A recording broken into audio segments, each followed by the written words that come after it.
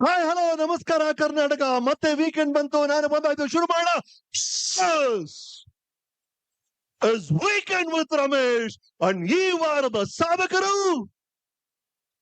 ಪ್ರತಿಭಾ ಪುರಸ್ಕಾರವನ್ನ ಸ್ವೀಕರಿಸಿದಂತ ವಿದ್ಯಾರ್ಥಿಗಳು, ಅವರಿಗೆ ಪಾಠ ಹೇಳ್ಕೊಟ್ಟಂತ ಗುರುಗಳು, ಅವ್ರ ಜೊತೆಗಿದ್ದಂತ ಪೋಷಕರು, ಅವರನ್ನ ಗುರುತಿಸಿದಂತ ಈ ಅದ್ಭುತವಾದಂತ ವೇದಿಕೆ ಮತ್ತು ಅವರಿಗೆ ಬೆನ್ ತಟ್ಟುವಂತ, ಚಪ್ಪಾಳೆ ತಟ್ಟುವಂತ ಕನಕಪುರದ ಜನತೆ, ನೀವು ಅಭಿನಂದನೆಗಳು. ವೀಕೆಂಡ್ ವಿತ್ ರಮೇಶ್ 100 ಸಾಧಕರ ಕಥೆಯನ್ನ ನಿಮಗೆ ಹೇಳುವಂತ ಅವಕಾಶ ಕೊಡ್ತು. ಆ 100ನೇ ಸಾಧಕರಾಗಿ ಆ ಕೆಂಪು ಕುರ್ಚಿಯನ್ನ ಅಲಂಕರಿಸಿದವರು ಯಾರೋ? ಮಾನ್ಯ DK ಶಿವಕುಮಾರ್ ಅವರು. Thank you for that sir. ಅವತ್ತು ಆ ಎಪಿಸೋಡ್ ಅಲ್ಲಿ ಒಂದೇ ಒಂದು ಸಣ್ಣ ಕೊರತೆ ನನಗೆ. ಎಲ್ರು ಅದನ್ನೇ ಕೇಳಿದ್ರು, ಸಾರ್ ಬಂದ್ರು, ಮೇಡಮ್ ಬಂದ್ರು, ಕುಟುಂಬದವ್ರೆಲ್ಲ ಬಂದ್ರು, ನಮ್ DK ಸುರೇಶ್ ಅವರು ಮಿಸ್ ಆದ್ರಲ್ಲ ಅಂತ. ಅವ್ರು ಇವತ್ತು ಸಿಕ್ಕಿದ್ದಾರೆ. DK Suresh sir, thank you so much for inviting me here. Such a pleasure. Sir, ನಮ್ ಪುರಾಣಗಳಲ್ಲಿ ಇಂದ್ರ ಇದಾನಲ್ಲ, ದೇವೇಂದ್ರ, ಅವನಿಗೆ 1000 ಕಣ್ಣುಗಳಂತೆ. 1000 ಕಣ್ಣು. ಯಾಕಂದ್ರೆ ಕನಕಪುರ ಅಲ್ಲಿರೋ ನಿಮ್ಮನ್ನ ನೋಡ್ಕೋಬೇಕು, ಅಲ್ಲಿ ಶಿವಮೊಗ್ಗ ಅಲ್ಲಿರೋರು ನೋಡ್ಕೋಬೇಕು, ಆ ಕಡೆ ಕುಂದಾಪುರದಲ್ಲಿ ಇರೋರು ನೋಡ್ಕೋಬೇಕು, ಈ ಕಡೆ ಬೆಂಗಳೂರಲ್ಲಿ ಇರೋರು ನೋಡ್ಕೋಬೇಕು. ಹಾಗಾಗಿ ಇಂದ್ರನಿಗೆ 1000 ಕಣ್ಣುಗಳು. ಇವತ್ ನನಗನ್ಸುತ್ತೆ, ನನಗೂ 1000 ಕಣ್ಣಿದ್ರೆ ಎಷ್ಟ್ ಚೆನ್ನಾಗಿರುತ್ತೆ ಅಂತ. ಯಾಕಂದ್ರೆ ಈ ಕನಕಪುರ ಉತ್ಸವ ಇದೆಯಲ್ಲ, ಈ ವೈಭವ ಇದೆಯಲ್ಲ, ಇದನ್ನ ನೋಡಕ್ಕೆ 2 ಕಣ್ಣು ಸಾಲಲ್ಲ ಸರ್. DK ಸುರೇಶ್ ಅವರೇ, ಶಿವಕುಮಾರ್ ಅವರೇ, ಈ ಕನಕಪುರ ಉತ್ಸವವನ್ನ ಎಂಜಾಯ್ ಮಾಡಕ್ಕೆ 1000 ಕಣ್ಣುಗಳು ಬೇಕು. ಅಷ್ಟು ಅದ್ಭುತವಾಗಿದೆ. ನಾನ್ ಬಂದಾಗ, ನಾನ್ 12 ಗಂಟೆಗೆ ಬಂದ್ಬಿಟ್ಟೆ. ಇಲ್ಲಿ ಬಂದ್ ಸೇರಕ್ಕೆ ಇನ್ನೂ ಅರ್ಧ ಗಂಟೆ ಬೇಕಾಗಿತ್ತು.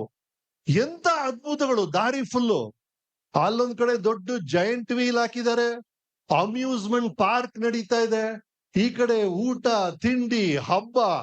ಎಲ್ಲದಕ್ಕಿಂತ ಇಲ್ಲಿ ಬರ್ತಿದಾರಲ್ಲ ಜನ ಸರ್, ಪ್ರತಿಯೊಬ್ರು ಸರ್, ಒಬ್ರು ಕೂಡ ನಾರ್ಮಲ್ ಆಗಿ ನಿರುತ್ಸಾಹದಿಂದ ಬರೀತಿಲ್ಲ ಸರ್, ಉತ್ಸಾಹದಲ್ಲಿ ಓಡ್ ಬರ್ತಿದ್ದಾರೆ ಇಡೀ ಕನಕಪುರದ ಜನ.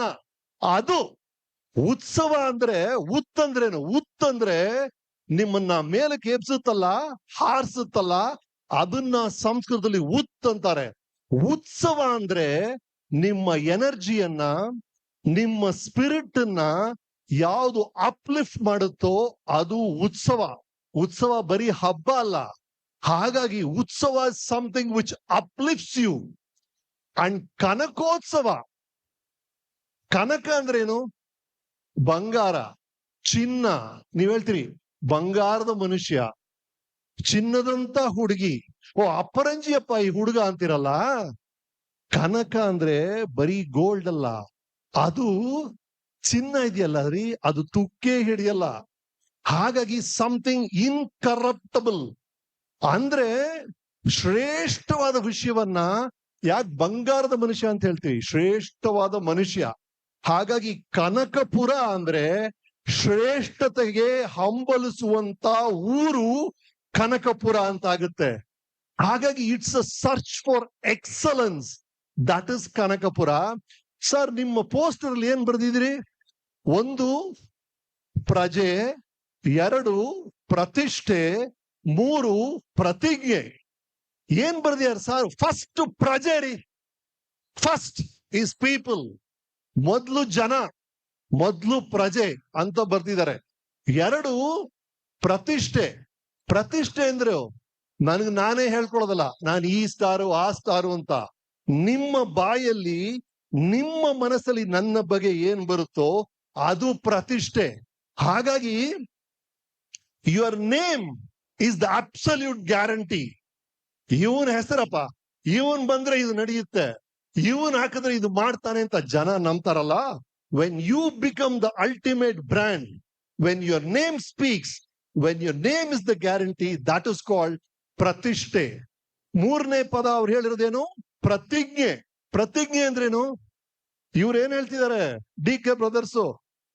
ನಾನ್ ಟ್ರೈ ಮಾಡ್ತೀನಿ, ಪ್ರಯತ್ನ ಮಾಡ್ತೀನಿ ಅಂತ ಹೇಳ್ತಿಲ್ಲ. ಪ್ರತಿಜ್ಞೆ. ಪ್ರತಿಜ್ಞೆ ಅಂದ್ರೆ ಇಟ್ಸ್ ಅ ಪ್ರಾಮಿಸ್. ಮಾಡೇ ಮಾಡ್ತೀನಿ ಅಂತೀವಲ್ಲ, ಅದು ಪ್ರತಿಜ್ಞೆ.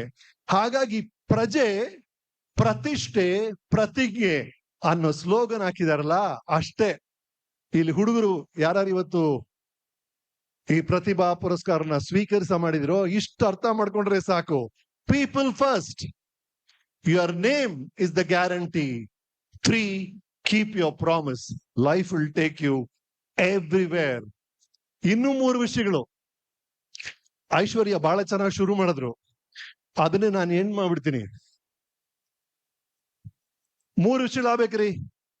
1, ನೀವೇನ್ ಅನ್ಕೊಂಡಿದಿರೋ ಅದ್ರ ಬಗ್ಗೆ ಮನಸ್ಸು ಮಾಡಬೇಕು. 2, ಮನಸ್ಸು ಮಾಡಿದ್ದನ್ನ ಶುರು ಮಾಡಬೇಕು. 3, ಶುರು ಮಾಡಿದ್ದನ್ನ ಅಚ್ಚುಕಟ್ಟಾಗಿ ಮುಗಿಸ್ಬೇಕು. First, decide. Will you? Here we go. Catch. 2, start. ಮನಸ್ಸು ಮಾಡಿದ್ದನ್ನ ಶುರು ಮಾಡಿ. 3, ಏನು ಶುರು ಮಾಡ್ತಿರೋ ಅದನ್ನ ಅಚ್ಚುಕಟ್ಟಾಗಿ ಮುಗಿಸ್ರಿ. Come on, here we go. ಮನಸ್ಸು ಮಾಡಿ, ಶುರು ಮಾಡಿದ್ದನ್ನ ಅಚ್ಚುಕಟ್ಟಾಗಿ ಮುಗಿಸಿ. More part you. Good luck boys and girls.